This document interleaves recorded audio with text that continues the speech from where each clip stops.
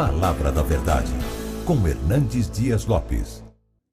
Abra sua Bíblia comigo, por gentileza, em Romanos capítulo 8. Romanos capítulo 8.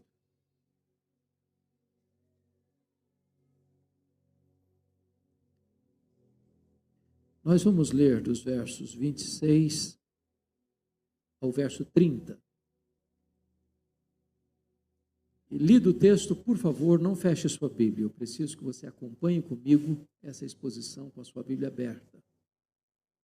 Os estudiosos dizem que a carta de Paulo aos Romanos é a cordilheira do Himalaia de toda a revelação bíblica.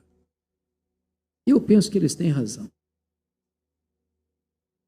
E se Romanos é a cordilheira do Himalaia, então o capítulo 8 é o pico do Everest, é o pináculo, o ponto mais elevado. E Paulo, no texto mencionado, 26 a 30, diz assim, eu estou seguindo a versão ARA, revista atualizada, e diz assim, também o Espírito, semelhantemente, nos assiste em nossa fraqueza, porque não sabemos orar como convém. Mas o mesmo Espírito intercede por nós sobremaneira, com gemidos inexprimíveis. E aquele que sonda os corações, sabe qual é a mente do Espírito, porque é segundo a vontade de Deus é que ele intercede pelos santos. Sabemos que todas as coisas cooperam para o bem daqueles que amam a Deus, daqueles que são chamados segundo o seu propósito. Porquanto aos que de antemão conheceu, também os predestinou para serem conformes à imagem de seu Filho, a fim de que ele seja o primogênito entre muitos irmãos. E aos que predestinou, a esses também chamou. E aos que chamou, a esses também justificou. E aos que justificou, a esses também glorificou. Amém. Me permita fazer uma declaração ousada. Diria até contundente. Nem todas as pessoas que planejam vencer na vida, vencem na vida. Isso não é uma hipótese, isso é um fato. E eu queria ilustrar esse fato incontroverso com a saga esportiva brasileira. E convidar vocês a retornarmos ao ano de 1950. Naquele tempo, o Brasil hospedou pela primeira vez uma Copa Mundial de Futebol. E a imprensa internacional apontava o Brasil como forte candidato a sagrar-se campeão do mundo. Para não frustrar essa expectativa, o Brasil abre o campeonato no Maracanã, Rio de Janeiro, construído para aquela finalidade. E goleou o México por 4-0. Veio para São Paulo e empatou com a Suíça por 2-2. Em seguida, ganhou da então Iugoslávia por 2-0, classificando-se para a fase seguinte. E a partir daí, o Brasil se transforma num fenômeno mundial. Porque ele vai para outra fase e goleou a Suécia por 7-1. Resultado que o Brasil não consegue esquecer de outras formas. Foi para a semifinal e ganhou da poderosa Espanha por 6-1. E então, no dia 16 de julho, no Maracanã, com 198 mil torcedores, o Brasil entra em campo com o Uruguai, dependendo apenas de um empate para ser campeão do mundo. No Brasil inteiro se celebrava a vitória. As bandeiras eram desfraldadas. O hino nacional era cantado com um senso de orgulho. E o Brasil entrou em campo e fez 1-0 no primeiro tempo. Quase que volta para o segundo tempo com a faixa de campeão no peito. Mas o segundo tempo começa, o Uruguai empatou o jogo. Mas o Brasil ainda era o campeão do mundo. Mas antes da partida encerrar, o Uruguai fez 2-1. Maracanã cobriu-se de silêncio a nação brasileira de lágrimas, e a expectativa de vitória transformou-se em derrota amarga e fatídica. Eu quero dizer, entretanto, para você nesta noite, que este não é o destino dos filhos de Deus. Nós não temos apenas expectativa de vitória. Nós já somos mais do que vencedores em Cristo Jesus, nosso Senhor. Nós não entramos em campo para saber se vamos ganhar ou perder. A nossa vitória já foi conquistada na cruz. E se você segue a Jesus, o Senhor, o vencedor invicto de todas as batalhas, você já é vencedor. No texto lido, o apóstolo Paulo vai mostrar por que você é vencedor. E qual é o projeto de Deus para conduzir você à glória.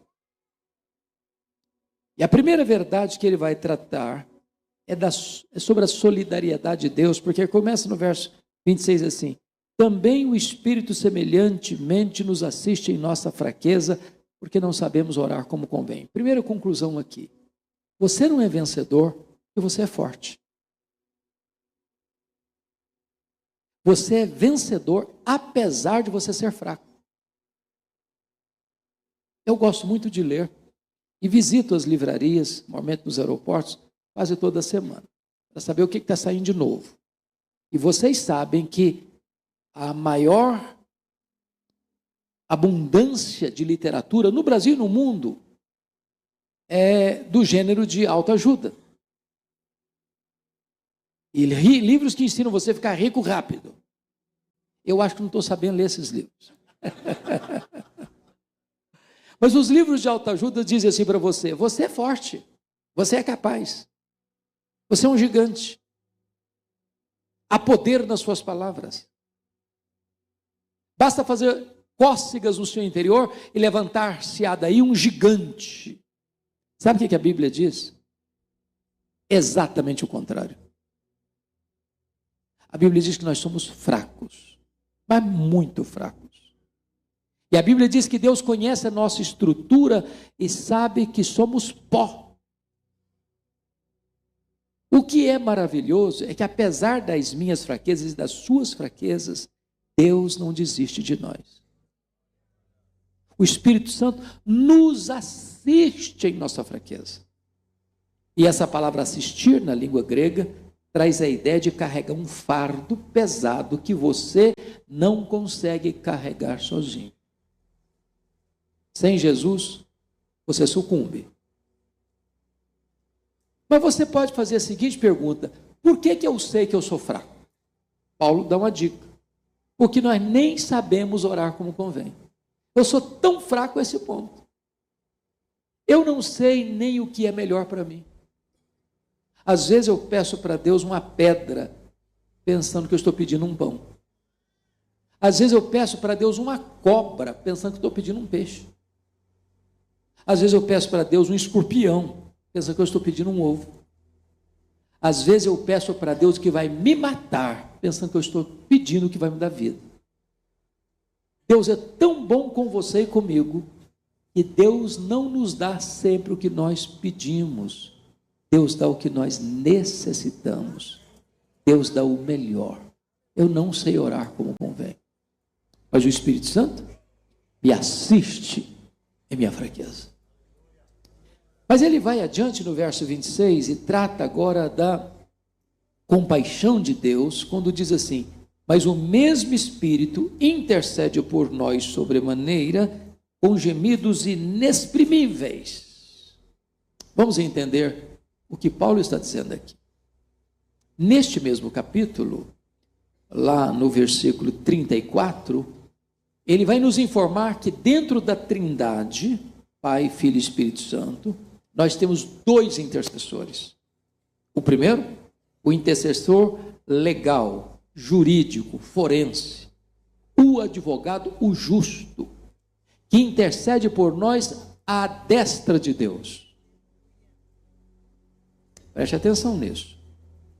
Sempre que chega contra você no tribunal de Deus uma acusação, o seu advogado, Jesus Cristo, o justo, se levanta e diz: Pai, por esse pecado aí de que ele está sendo acusado, eu morri na cruz, eu verti meu sangue. Aquele que está em mim não deve mais nada. É por isso que, lá em 1 de João 1,9 está escrito assim: se confessarmos os nossos pecados, ele é fiel e justo para nos perdoar os pecados e nos purificar de toda injustiça. Eu não sei se você já perguntou por que Deus é fiel e justo para perdoar. O justo não perdoa. O justo não perdoa. O justo aplica a lei e exerce a justiça.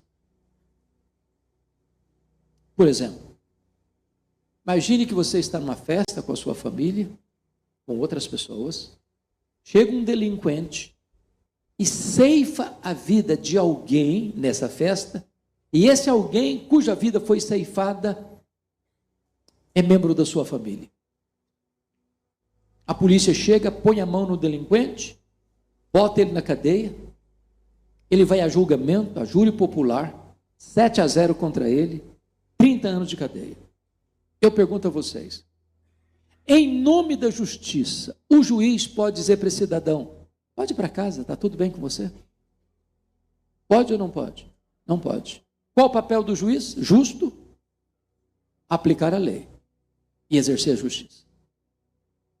Ora, se Deus é justo, como é que ele perdoa? Deveria estar escrito assim: se confessarmos os nossos pecados, Deus é fiel e misericordioso para perdoar os pecados. Mas não está escrito isso. Deus é fiel e justo. Como assim? Como assim? A palavra se confessarmos lá no grego é homologel, de onde vem a nossa palavra portuguesa homologar. Quando você que já foi justificado peca contra Deus, porque você e eu continuamos pecadores, e você chega para Deus e concorda com Deus que você pecou, Deus, eu pequei. Aí diz a Bíblia que Jesus, o seu advogado, levanta diante do tribunal de Deus: por esse pecado, meu Pai, eu verti meu sangue na cruz. Deus que é justo e não pune o mesmo pecado duas vezes, o que já puniu no seu filho, ele perdoa você e reconhece o seu pecado. Esse texto vai nos informar, portanto, que além desse intercessor legal, que você tem à destra de Deus Pai, você tem um segundo intercessor existencial, é o Espírito Santo. E o Espírito Santo intercede por você, em você, ao Deus que está sobre você. E de que maneira ele intercede por nós? De 3 maneiras. Primeiro, ele intercede por nós de forma intensa. Ele intercede por nós sobremaneira. Isso é uma palavra de intensidade. Da mesma maneira que João 3,16 diz: porque Deus amou o mundo de tal maneira. Agora, ele é Deus. E como Deus que é, ele emprega todos os seus atributos dentro de você, por você, ao Deus que está sobre você, intercedendo por você. Segundo, a intercessão do Espírito Santo não é só intensa, não, ela é agônica, porque ele intercede por nós com gemidos inexprimíveis. E eu confesso, pastor Joel, pastor Luiz, que já li mais de algumas dezenas de comentários de Romanos. Eu nunca encontrei um autor que pudesse tornar isso mais claro. Porque pensem comigo, o que é um gemido? Um gemido é uma expressão intensa de sofrimento, de agonia. É quando você não consegue articular o que você está sentindo em palavras, então você geme. Agora, o Espírito Santo é Deus. E como tal, ele conhece todas as línguas, todos os idiomas, todos os dialetos, de todos os povos, de todos os lugares, de todos os tempos. Ele conhece a língua dos anjos, ele conhece a língua dos homens, ele conhece a língua do céu, ele conhece a língua da terra. E quando ele está orando por você, em você, ao Deus que está sobre você, ele não encontra sequer uma língua, nem no céu, nem na terra, e então ele geme com gemidos inexprimíveis. É com essa agonia que o Espírito Santo está intercedendo em seu favor. Mas em terceiro lugar, a intercessão do Espírito, além de intensa e agônica, ela é eficaz. Olha o verso 27. E aquele que sonda os corações, sabe qual é a mente do Espírito, porque segundo a vontade de Deus é que ele intercede pelos santos. Em outras palavras, eu não sei orar como convém, mas o Espírito Santo sabe. Eu às vezes estou orando na contramão da vontade de Deus, mas o Espírito Santo nunca desperdiçou uma oração, uma intercessão por você, em você, o Deus está sobre você, porque toda a intercessão do Espírito está alinhada com a boa, agradável e perfeita vontade de Deus. Mas, em terceiro lugar, Deus está tão comprometido em levar você para a glória, que além da sua solidariedade e compaixão, agora ele apresenta a sua sabedoria no versículo 28. E como é que começa o versículo 28? Sabemos. Esse é um termo técnico. Essa palavra sabemos vem de um termo da matemática. É um termo exato. Aqui não é a linguagem da conjectura hipotética, aqui é a linguagem da certeza experimental. Nós sabemos. Ele não diz nós sentimos, cogitamos, imaginamos, nós sabemos. E não é um saber apenas intelectual, é um saber empírico, é um saber prático, é um saber de experiência. E sabemos o quê? Que algumas coisas, que as melhores coisas, não, que todas as coisas cooperam para o bem daqueles que amam a Deus. Esse versículo é tão consolador quanto é desesperador. E quando você está passando por uma magrela, você diz, mas não é possível. Não é possível. Então vamos entender algumas coisas aqui. Vamos entender o que Paulo primeiramente não está dizendo. Paulo não está dizendo que todas as coisas que acontecem com você e comigo são coisas boas. Ele não está dizendo isso. Porque existia uma corrente aqui no Brasil e mundo afora, que passou a imagem que se você é crente, você está blindado.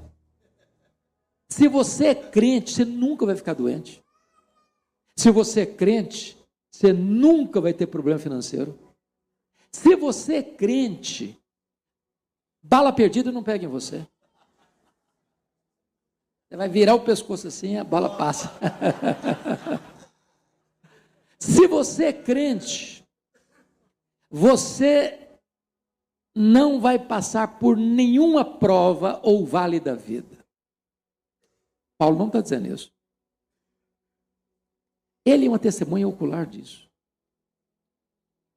Ele foi perseguido lá em Damasco depois da sua conversão, ele foi rejeitado em Jerusalém, ele foi esquecido em Tarso, ele foi apedrejado em Listra, ele foi escorraçado de Tessalônica, ele foi enxotado de Bereia, ele foi chamado de tagarela em Atenas, ele foi chamado de impostor em Corinto, ele enfrentou feras em Éfeso, ele foi preso em Jerusalém, ele foi acusado em Cesareia, ele enfrentou um naufrágio para Roma, ele foi picado por uma cobra em Malta, ele chegou em Roma preso e algemado, mas ele diz assim, eu quero que vocês saibam que as coisas que me aconteceram têm antes contribuído para o progresso do Evangelho.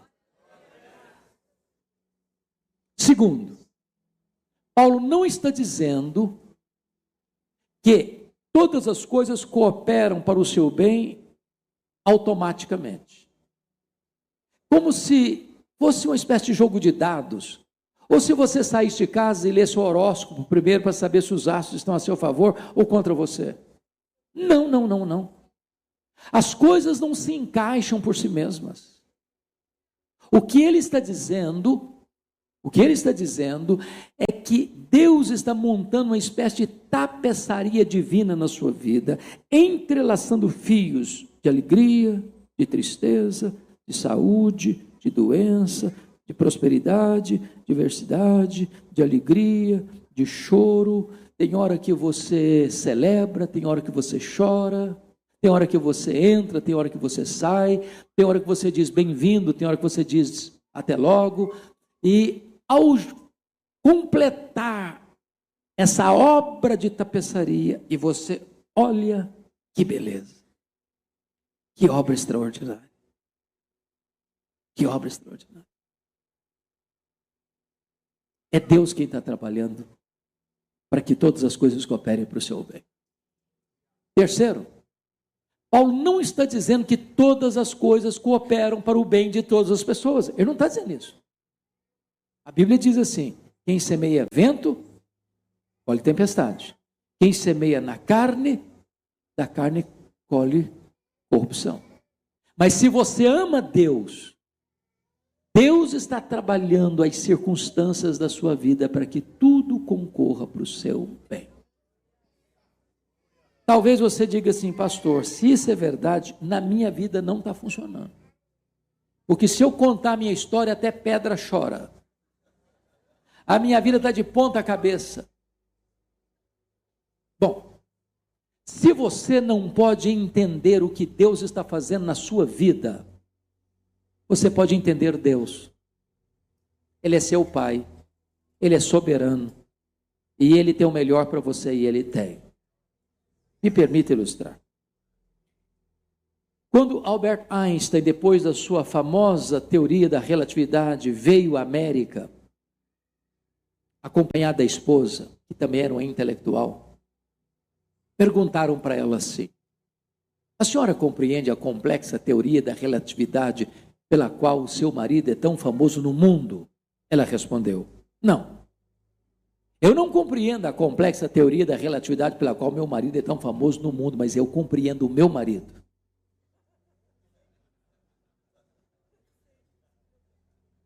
Você pode não compreender o que Deus está fazendo, mas você pode compreender Deus. Ele é bom. E Ele tem o melhor para você. Você e eu não enxergamos na curva. Você e eu não enxergamos no escuro. Mas Deus, que está lá no futuro, como está no seu eterno agora, sabe o que é melhor para você, está trabalhando isso na sua vida. Mamãe, você pode perguntar, mas que bem é esse então? Eu ser rico, famoso, conhecido, ter saúde? Que bem é esse? Do que Paulo está falando? Do que ele está tratando? E a resposta está meridianamente clara no versículo 29. Ele diz que Deus predestinou você para você ser parecido, ser conforme a imagem do Senhor Jesus.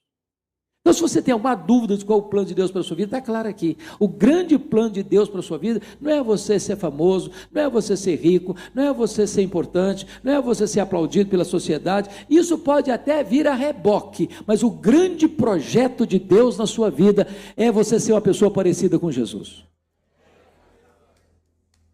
Deus não quer apenas levar você para a glória, Deus quer transformar você à imagem do Rei da Glória. Como é que isso acontece? O versículo 30 responde. Os estudiosos da Bíblia, os comentaristas, chamam o versículo 30 de os elos da salvação. E ele começa dizendo que tudo começou não com você, não comigo, mas com Deus. Não fui eu que escolhi a Deus, foi Deus que me escolheu. Jesus disse isso: não fostes vós que me escolhestes a mim, pelo contrário, eu vos escolhi a vós outros. Às vezes a gente usa algumas expressões comuns, mas tinha que rever. Por exemplo, quando eu encontrei a Cristo, a minha vida foi transformada. Não, você não encontrou a Cristo. Ele não estava perdido. Perdido estava você. Quando Jesus me encontrou, fica melhor.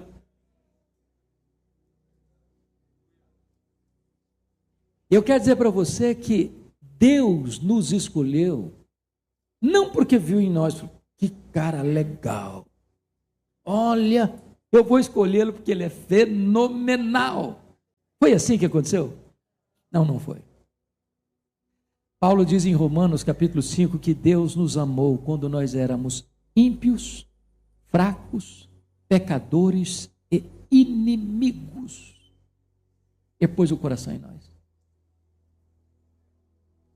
Ou seja, Deus não amou você, Deus não escolheu você por causa dos seus méritos, mas apesar dos seus deméritos. Sabe por quê? Para que você não batesse no peito e dizer, eu fui salvo porque eu sou bom, eu fui salvo porque eu tenho boas obras, eu fui salvo porque eu sou uma pessoa maravilhosa. Não, não vai ter espaço no céu para ninguém se gloriar. Toda a glória pertence ao Senhor, porque a sua salvação foi planejada por Ele, é executada por Ele e é consumada por Ele. Aí Paulo diz assim, e aos que Deus predestinou, a esses Deus também chamou. E você sabe que tem dois chamados. Tem um chamado externo e o chamado interno. Tem um chamado dirigido aos ouvidos e o chamado dirigido ao coração. Jesus disse, muitos são chamados, poucos escolhidos. O que significa isso? Significa que quando você escuta o Evangelho, e isso aconteceu, penso eu, com todos nós, se não com a maioria de nós aqui nessa noite, sem que você entendesse, Deus foi lá na sua vida, tirou a venda dos seus olhos, e o diabo havia cegado o entendimento. Deus foi lá e arrancou o tampão dos seus ouvidos. Deus foi lá dentro de você e tirou o seu coração de pedra e deu para você um coração de carne. E de repente tudo fazia sentido. Eu estava lá em Vitória e eu tinha uma ovelha, cujo marido era um engenheiro da Petrobras, um homem muito culto, mas agnóstico. E dizia que se Deus existisse, ele não podia ser conhecido. Era muito filósofo. E ele zombava da sua esposa, porque ela era cristã. E um dia ele disse para ela assim, tentando dar uma cutucada, uma beliscada, se o seu pastor tiver coragem de vir na minha casa discutir filosofia comigo, eu discuto filosofia com ele. Aí a mulher me falou. E eu, do topo da minha ignorância, disse, eu vou discutir filosofia com ele, pronto, resolvido o assunto, vou para lá. Meus irmãos, eu tive uma longa e infrutífera conversa com aquele homem de 3 horas. Quanto mais eu discutia filosofia com ele, pior ficava. Pior ficava. Eu usava todos os meus argumentos, buscava lá no fundo do baú, tudo que eu tinha lido sobre os filósofos, nada, resolvia nada. Aí Deus me deu uma cutucadinha. Você está no método errado, meu filho. Você tem o poder do evangelho na mão e está discutindo filosofia com esse cara? Você está no campo dele. Parei na hora. Comecei a falar da cruz. De Jesus, que veio ao mundo, que se encarnou, que andou entre nós, que foi para a cruz, que morreu pelos nossos pecados. O engenheiro começou a regalar os olhos. Daqui a pouquinho as lágrimas começaram a rolar. Daqui a pouquinho aquele homem estava de joelhos se rendendo a Jesus. Esse homem se transformou numa das pessoas mais doces da igreja. Ele tinha prazer de ir para a porta da igreja abraçar as pessoas que chegavam. O que Deus chama. Chama. Eu estava um dia no meu gabinete pastoral, e aí entra um senhor de 35 anos, mais ou menos, e disse, eu preciso falar com o senhor pode me atender agora? Eu falei, claro que eu posso. Ele me disse assim, isso era segunda-feira, eu estive aqui na igreja ontem, no domingo à noite, e eu, pastorzão, né, raiz, como diz o Joel, disse, o senhor é bem-vindo aqui, que bom que o senhor veio. Ele me disse assim, mas eu não vim participar do culto. Como é que é o negócio? Eu não vim participar do culto. Eu perguntei, mas o senhor veio fazer o quê então? Ele me respondeu, eu era um assaltante. Eu vim roubar um carro. Os carros ficavam na frente do templo. E eu disse, mas o que aconteceu? O que houve? Ele me disse, enquanto eu estava olhando que carro eu levaria, eu escutei uma música que brotou do templo. E eu fui atraído irresistivelmente por essa música. E entrei do jeito que eu estava, com o revólver 38 na cintura. E quando eu entrei e ouvi o evangelho, aquilo entrou com uma bomba no meu coração. E eu saí daqui ontem chorando. Quando eu cheguei em casa, ontem a minha mulher me perguntou, alguém te machucou, alguém te feriu? Eu respondi para ela, não mulher, aquele homem que você conhecia não existe mais. Jesus mudou minha vida. Eu sou hoje uma nova criatura. Que Deus chama. Chama na rua, chama no hospital, chama no campo de futebol, chama no bar da esquina, chama em casa, chama dentro da igreja. E diz a Bíblia que a voz de Deus é poderosa. O evangelho é o poder de Deus para a salvação de todo aquele que crê. Então prega essa palavra, porque ela é viva, ela é poderosa. Deus chama. Jesus diz assim, as minhas ovelhas ouvem a minha voz e me seguem. Eu dou a elas a vida eterna e ninguém as arrebatará das minhas mãos. Louvado seja o Senhor, porque um dia nós ouvimos esta voz do bom pastor, que é o evangelho, e ele mesmo nos atraiu para ele com cordas de amor. Louvado seja o Senhor. E Paulo prossegue e diz assim, e aos que Deus chamou, a esses Deus também justificou. Meus irmãos, para mim, aqui está o coração da Bíblia. Aqui está o núcleo do cristianismo. O que é justificação? Que verdade é essa? A Bíblia diz que todos pecaram e destituídos estão da glória de Deus. Os pagãos, os judeus e os moralistas. Todos, sem exceção, pecaram e destituídos estão da glória de Deus. E mais, a Bíblia diz que todos vão ter que comparecer perante o tribunal de Deus para prestar contas da sua vida. E mais, a Bíblia diz que todos pecaram e nós pecamos de diversas formas, e no dia do juízo, alguns quesitos farão parte do julgamento, por exemplo, as nossas palavras. A Bíblia diz que nós vamos dar conta no dia do juízo por todas as palavras frívolas que proferimos. Você lembra de todas? Só para recordar a sua cabecinha boa. Já falou mal de alguém alguma vez? Já xingou alguma vez? Já contou uma piada sem graça, para não dizer indecente, e até você ficou com vergonha depois que contou, mas contou a si mesmo? Você não lembra mais dessas coisas, mas está tudo registrado nos anais do tribunal de Deus. Então, nesse quesito, palavras, todos condenados. Mas a Bíblia diz que nós vamos ser julgados segundo as nossas obras. Aquilo que seu pai não viu, sua mãe não viu, seu marido não viu, sua mulher não viu, seus filhos não viram, sua igreja não viu, seu pastor não viu, a justiça não viu. Aquilo que você fechou a porta do quarto, apagou a luz, Deus estava lá. Pelas obras, ninguém pode ser justificado diante de Deus. Então, nesse quesito, obras condenadas. Mas a Bíblia diz que não vão ser julgados também pelas nossas omissões. Se você sabe que deve fazer o bem e você não faz, nisso você está pecando.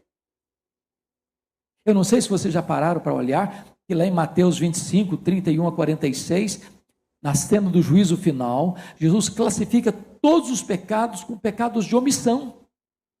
Estive com fome e não me deste de comer, estive com sede e não me deste de beber, estive nu e não me vestiste, estive preso e não fostes ver-me, estive doente e não me visitaste, estive forasteiro e não me abrigaste. E as pessoas vão perguntar, mas quando é que te vimos nessa situação? E Jesus vai responder, todas as vezes que vocês deixaram de fazer a um desses pequeninos, a mim vocês deixaram de fazer. Ou seja, você pode estar dentro da sua casa, não falando mal de ninguém, não fazendo mal para ninguém e cometendo um terrível pecado de omissão. Nesse quesito, todos condenados. Mas mais grave do que tudo, a Bíblia diz que no dia do juízo, Deus vai julgar o segredo do nosso coração. Vai julgar os nossos pensamentos.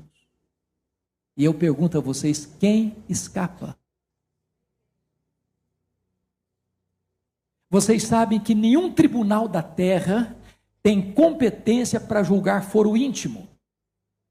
Mas o tribunal de Deus tem. Sabe por quê? Porque Deus lê pensamento. Quando você vai para os 10 mandamentos, vocês se lembram lá que tem 9 mandamentos objetivos. Os 9 primeiros. Mas o 10º mandamento é subjetivo. Quando Paulo em Romanos 7 vai tratar da matéria, ele diz que foi o 10º mandamento que levou-o à consciência de que era pecador. Primeiro mandamento, não terás dos deuses. Segundo mandamento, não farás para ti mais de escultura. Terceiro mandamento, não tomarás o nome do Senhor teu Deus em vão. Quarto mandamento, guarda o dia do Senhor para o santificar. Quinto mandamento, honra teu pai e tua mãe. Sexto mandamento, não matarás. Sétimo mandamento, não adulterarás. Oitavo mandamento, não furtarás. Nono mandamento, não dirás falso testemunho. Qualquer tribunal da terra pode acompanhar isso e legislar e julgar. O 10º mandamento, não cobiçarás. Bom, só Deus vê. Só Deus enxerga isso. Você pode ter uma auréola de santidade na cabeça e um coração podre. Só Deus enxerga. Nesse quesito, todos culpados. Os tribunais da terra, você às vezes vê e todo dia vê. Juízes sendo comprados, testemunhas sendo subornadas, inocentes saindo como culpados, culpados saindo como inocentes. Mas eu pergunto a vocês, quem vai poder molhar a mão do reto juiz?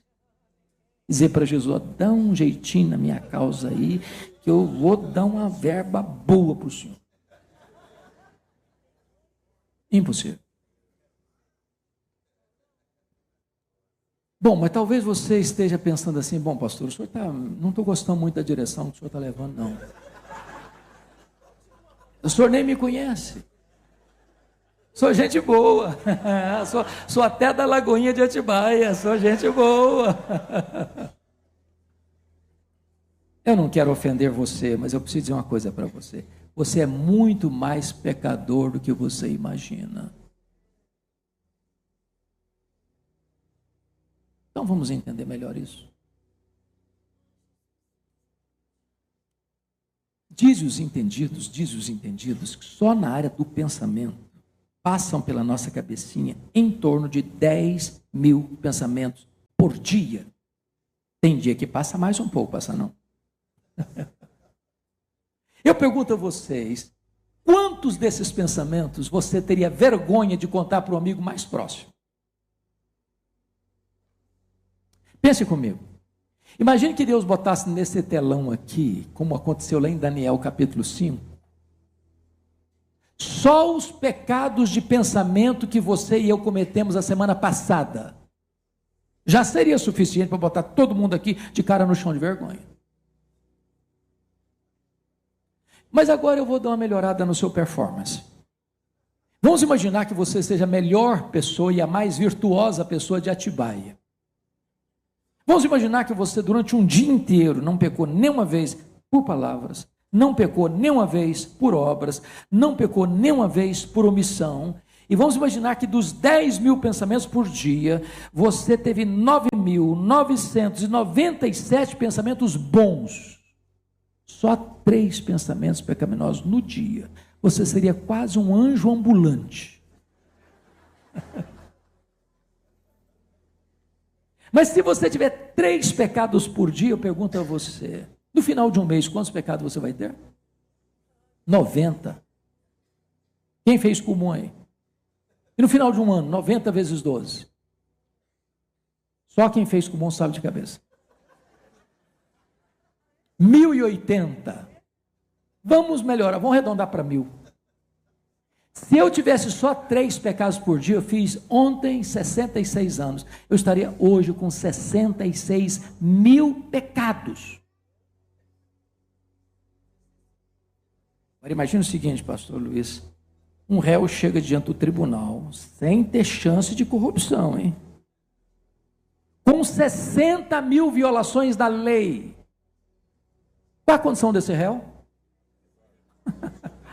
Super condenado. Super condenado. Bom, mas deixa eu dizer outra coisa para você.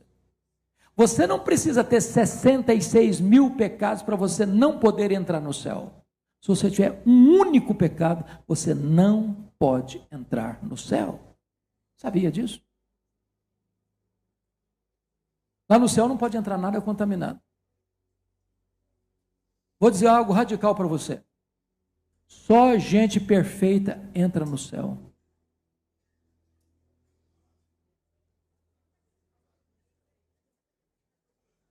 Se entrar um defeito no céu, você não é céu mais. Nada contaminado entra lá.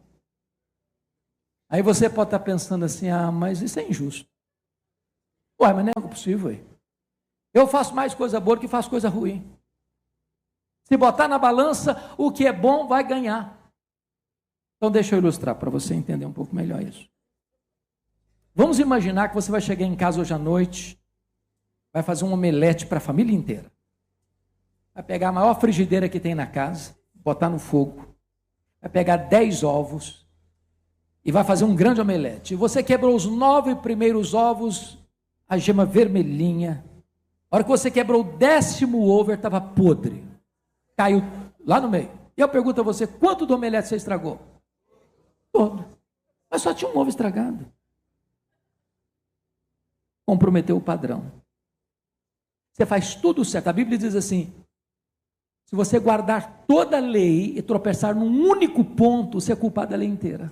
Sabe por quê? A lei não é ruim, não. A lei é boa, é santa, é justa. O problema é que a lei lida com gente muito ruim, como eu e você. É por isso que Paulo, em Romanos capítulo 7, diz o seguinte, ele não está tratando de casamento, ele está ilustrando sobre a lei. O marido, a mulher está ligada ao marido enquanto ele viver. Se o marido morrer, fica livre para casar com outro. Agora ele está falando de quê? Não está falando de casamento, está falando da lei. Então, quem é o marido? A lei. Quem é a mulher? Você e eu.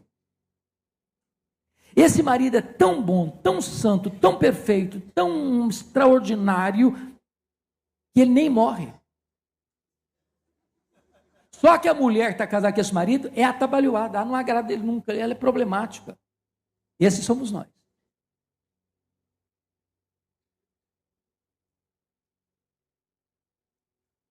Então, preste atenção aqui. Você está concluindo assim, bom pastor, se é desse jeitinho, então eu estou frito. E se você chegou a essa conclusão, parabéns, é isso mesmo. É isso mesmo. É dessa maneira, está frito mesmo. Sabe o que significa isso?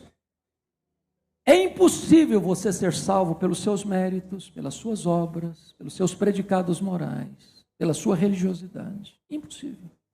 Impossível. Mas eu tenho uma grande notícia para trazer para vocês nessa noite.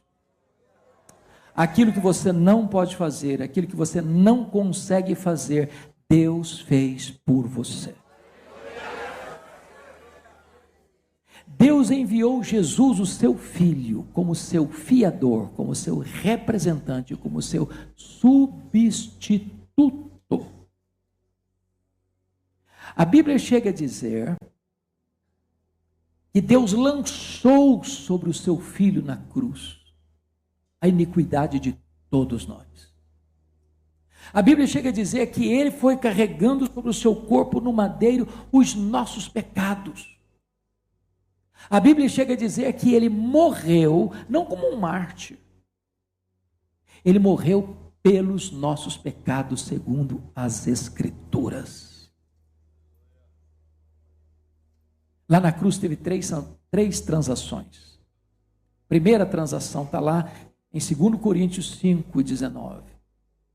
Paulo diz que Deus estava em Cristo, reconciliando consigo o mundo, não imputando aos homens as suas transgressões. O que significa isso? A palavra imputar é uma palavra técnica, que significa colocar na conta de. quando Deus estava salvando você e a mim, Deus não pôs o seu pecado, Deus não pôs o meu pecado, Deus não pôs a sua dívida, Deus não pôs a minha dívida na minha conta. Qual o tamanho da minha dívida com Deus? Na parábola do credor incompassivo, Jesus usa a linguagem dos 10 mil talentos, que significa 350 mil quilos de ouro, que um trabalhador comum gastava 150 mil anos para conseguir. Em outras palavras, dívida impagável. O que é que Deus fez com a minha dívida? Não botou na minha conta. Mas botou na conta de quem então? Paulo responde: aquele que não conheceu o pecado, Deus o fez pecado por nós. Naquele momento que Jesus foi para a cruz, irmãos, não tinha beleza nele. O sol escondeu o rosto dele. O Pai o desamparou na cruz. Sabe por quê? O Pai fuzilou seu próprio filho na cruz, com a espada da lei. Porque naquele momento, ele foi feito pecado por nós. Ele mesmo se fez maldição por nós. Ele morreu pelo nosso pecado. E sabe o que aconteceu quando ele morreu pelo nosso pecado? Ele pegou o escrito de dívida que era contra nós, rasgou, anulou e encravou na cruz e deu um brado: tetelestai, está pago, está consumado. Aquele que crê em mim não deve mais nada. Já nenhuma condenação a mais para aqueles que estão em Cristo Jesus nosso Senhor. Mas em a terceira transação da cruz, aquele que não conheceu o pecado, Deus o fez pecado por nós, para que nele nós fôssemos feitos justiça de Deus. Sabe o que significa isso?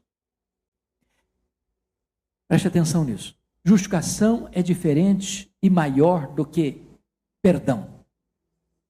Me permite ilustrar. Perdão é um conceito negativo, enquanto justificação é um conceito positivo. Por exemplo, imagine que eu devesse ao banco R$1 milhão, e eu estou falido, não tenho um centavo. Aí alguém vai lá no banco, deposita R$1 milhão em meu crédito, e a minha dívida é o quê? Quitada. Mas eu estava quebrado. Quebrado continuo, só não tem mais dívida. Isso é perdão. O que é justificação? Justificação é que não apenas a sua dívida está paga, você não deve mais nada, mas um crédito infinito da justiça de Jesus é depositada na sua conta. Justificação não acontece aqui dentro de você. Justificação é ato forense, jurídico. Acontece lá no tribunal de Deus. No momento que você creu no Senhor Jesus, Deus imputa em você, coloca na sua conta toda a justiça do seu filho. Quando Deus puxa sua ficha no tribunal do céu, está escrito assim: não deve mais nada. E tem um crédito infinito aqui na sua conta. Toda a justiça de Cristo está aqui na sua conta. Você está justificado. E aí Paulo conclui assim: e aos que justificou, a esses também glorificou. Aí você diz: Paulo, onde você errou? Na gramática ou na teologia? Porque eu pergunto a vocês: estamos glorificados? Não. Preciso almoçar, preciso jantar, preciso fazer lanche, preciso tomar banho, às vezes precisa até ir no médico. Quando nós formos glorificados, nós teremos um corpo imortal, incorruptível, poderoso, glorioso, espiritual, celestial, semelhante ao corpo da glória do Senhor Jesus. Não vou ficar mais velho, não vou ficar mais cansado, não vou ficar mais doente, não vou ter briga nem com o espelho, nem com a balança. A glorificação se dará quando Jesus voltar. Está no futuro. Mas Paulo coloca aí glorificação como verbo e coloca o verbo no pretérito perfeito, no passado, como um fato consumado.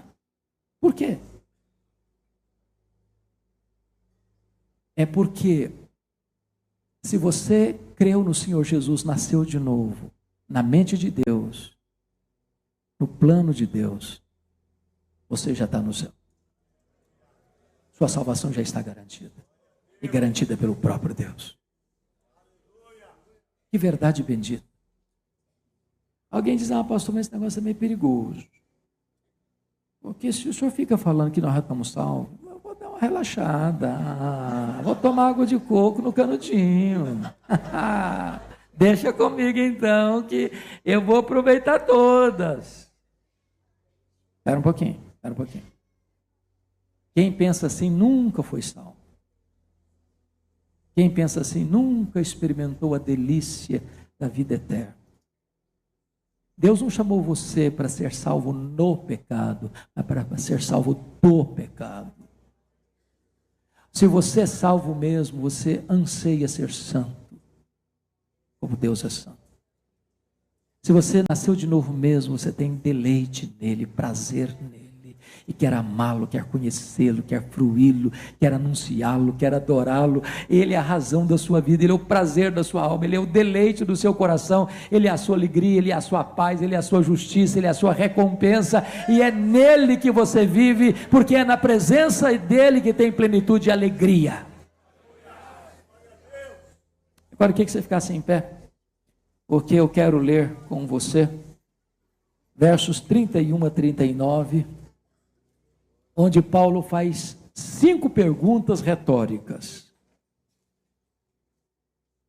E ele diz assim, se você está com a versão atualizada, eu não sei quantos tem versão atualizada aqui no auditório, se você está com a versão ARA, leia comigo, por gentileza. Vamos então juntos, só quem tem a versão ARA, para não confundir o som das palavras. Vamos lá, versículo 31 ao 39. Que diremos, pois, à vista destas coisas? Se Deus é por nós, quem será contra nós? Aquele que não poupou o seu próprio filho, antes por todos nós o entregou, porventura não nos dará graciosamente com ele todas as coisas? Quem intentará acusação contra os eleitos de Deus? É Deus quem os justifica. Quem os condenará? É Cristo Jesus quem morreu, ou antes quem ressuscitou, o qual está à direita de Deus e também intercede por nós. Quem nos separará do amor de Cristo? Será tribulação, ou angústia, ou perseguição, ou fome, ou nudez, ou perigo, ou espada, como está escrito, por amor de ti, somos entregues à morte o dia todo, fomos considerados como ovelhas para o matadouro. Em todas estas coisas, porém, somos mais que vencedores por meio daquele que nos amou, porque eu estou bem certo de que nem a morte, nem a vida, nem os anjos, nem os principados, nem as coisas do presente, nem do porvir, nem os poderes, nem a altura, nem a profundidade, nem qualquer outra criatura poderá separar-nos do amor de Deus que está em Cristo Jesus, nosso Senhor. Aleluia, aleluia, aleluia. Louvado seja Deus.